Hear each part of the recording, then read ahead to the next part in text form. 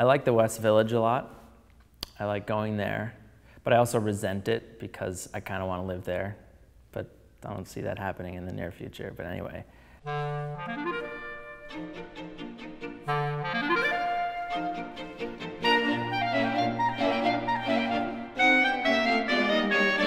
If I have to pick one that I visit the most often, is probably Chelsea Market. It's a great combination of different foods that you can buy, you can eat there or bring home.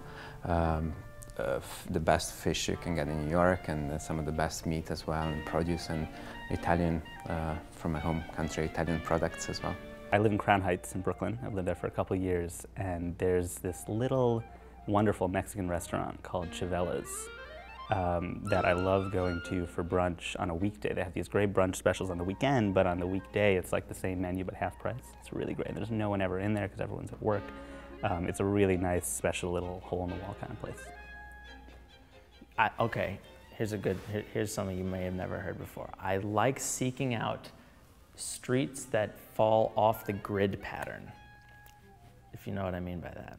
New York City is a grid north of 14th Street, but there are a few, not many, tiny, small streets that cut the grid pattern, maybe go at a diagonal for just 1 or 2 blocks. Certainly a lot of streets downtown do that, and those are my favorite streets to find in New York. I love the museums, of course, MoMA, the Met, and I also really love Frick Collection. They have these 3 Vermeer paintings side by side, and I love that.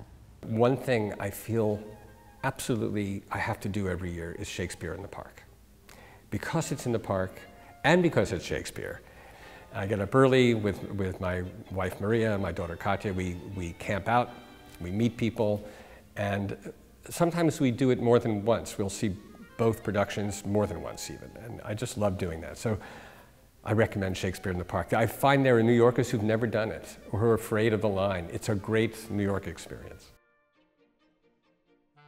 If I had my choice of any street to live in New York, it would be a small street that breaks away from the grid pattern.